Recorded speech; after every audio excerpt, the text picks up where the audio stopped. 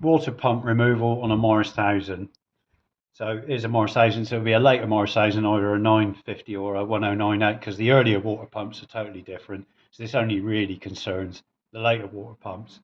So to remove the water pump, which is behind your fan here, you are going to need to drain your radiator off first. So what I do to drain the radiator off is avoid using the radiator drain plug down there, because they're often seized and they're very soft and they can just snap off in its socket and you have to get a new radiator.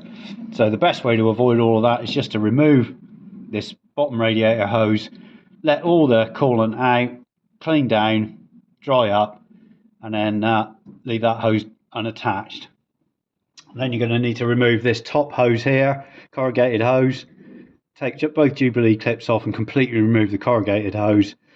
And you want to put a cloth under there and get a small tub to catch any remaining coolant in the system. Once that's removed, then you want to go and remove the radiator. To remove the radiator, there are two bolts at the top. On either side, there's one there, and the equivalent on the other side. And once it's drained, you just wiggle the radiator out, and then that will give you better access to your fan here.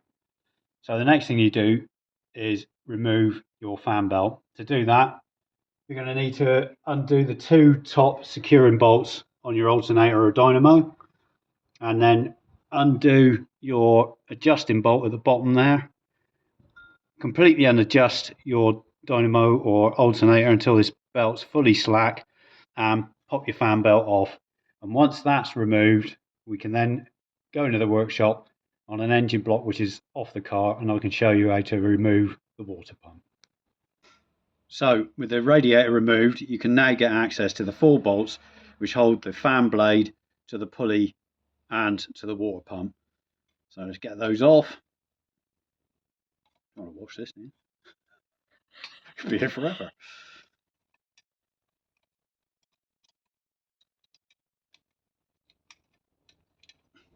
Obviously I'm in the workshop, this engine's on the floor, easy to get at, but with the radiator out of the way, the access to these bolts is much easier, and it shouldn't take you too long to get them off.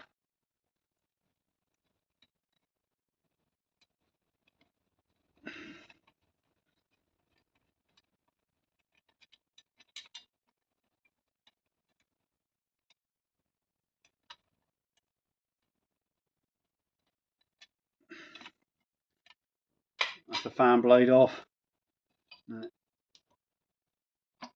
That's the pulley off. Now we've got access to the water pump.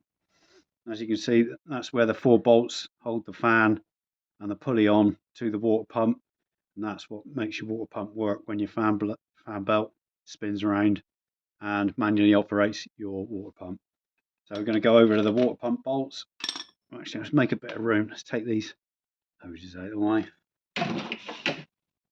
So obviously you can see there's a heater hoses here, which I've already removed the Jubilee clips from, so let's get that out of the way because it's going to be out of the way anyway.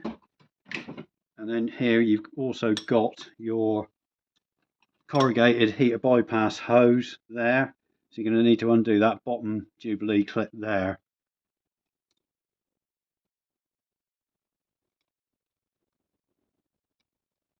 That's nice and loose. Now we've got access to the 4 bolts which hold on your water pump to the engine block. Let's go in with the, find it. There's one there. You were talking about this earlier, so you're holding it with your left hand And spinning it with and me spinning right. it with your right. Yeah, but I mean that only matters if you've got one of these tools. What socket have you got? It's a half-inch deep socket I use for this job. On a long extension arm, it's just easier. But obviously, if this is in the engine bay, you're going to need to use just a ratchet on the end of your socket like that. Otherwise, you won't be able to get in there. But I'm in the workshop, so it's all nice and easy. And you'll notice with these bolts, which I'm taking out now, is that they are of different lengths. So the 2 bolts on the left, which I've just taken out, are shorter than the 2 bolts on the right. And I shall just take this one out. Can you see that on the floor now? The the difference. Yeah. I'll just get this bottom bolt. I've lost where I am now. There we are.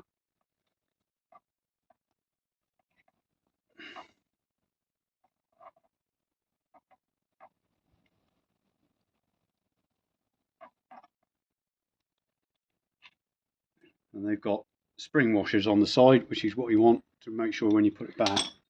So now the water pump is now just stuck to the engine block with its gasket and connected to the heater bypass hose. You just need to give it a bit of a wiggle. You may get some more fluid out, so you're going to want to get a cloth in there. There we go. And then there you'll see a gasket. There we are. And that is your water pump. That's all it does. You it can spins see the round. gasket as well. Look. See the gasket. You see in the engine block there.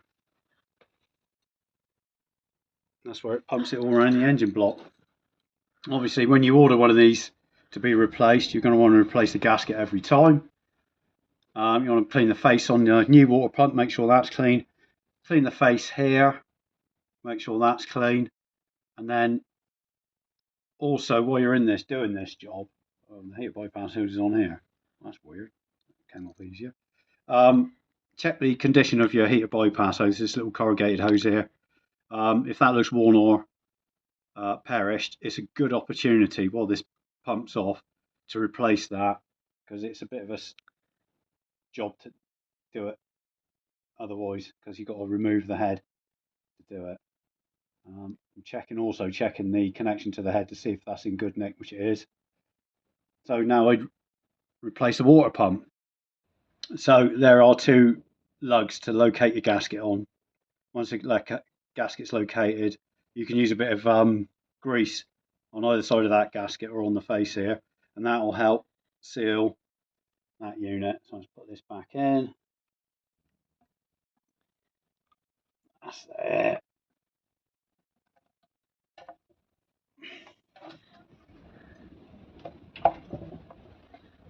There we go.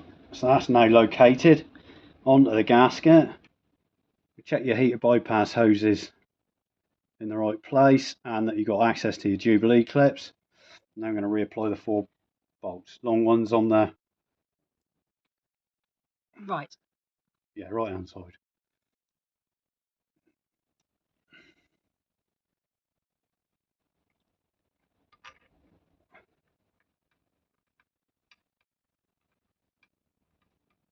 So I'm going to reapply all these 4 bolts, and then we're going to go back on to refitting the pulley and fan. So I finished up tightening the 4 water pump bolts. Now I'm going to tighten off the heater bypass hoses there, and then we're going to refit the fan.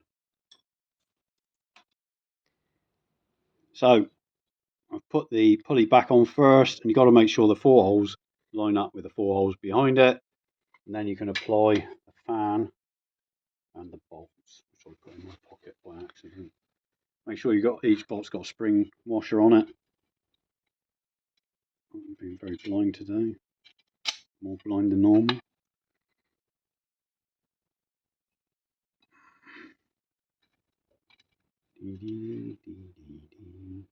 It'd be easier if you're doing it, not you. I mean, the person watching is doing it, because They can see. they can see. Well, I don't know. Actually, I'm not sure there's an advantage in the access just where the radiator is. There's not a lot of room in there. No, but doing this, it is easier, isn't it? Is it? Because you can line it up by sight. Yeah, you can line it up by sight. Much easier. So you got one in. Got one in. Free to go.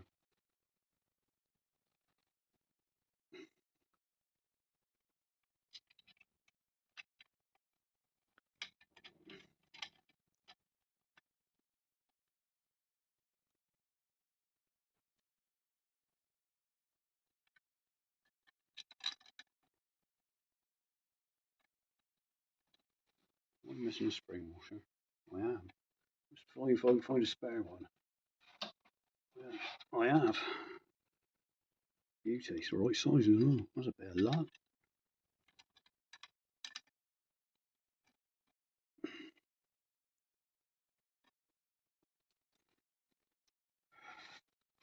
Right, let's tighten those off, and then we'll go on to the next job. Right, so I've reapplied the fan, and it doesn't matter which way round you put it, horizontally, vertically, as long as the blades are facing cupped edge facing backwards. And now we're going to reattach the pipes, and then you reattach the radiator. And I've shown a separate video on doing the reattaching the fan belt. So the next job will be reattaching all your pipe work onto the water pump, applying your Jubilee clips, reattaching your radiator, filling up your coolant, running your engine, and checking your coolant level again, checking the tension on your fan belt, and then you're done.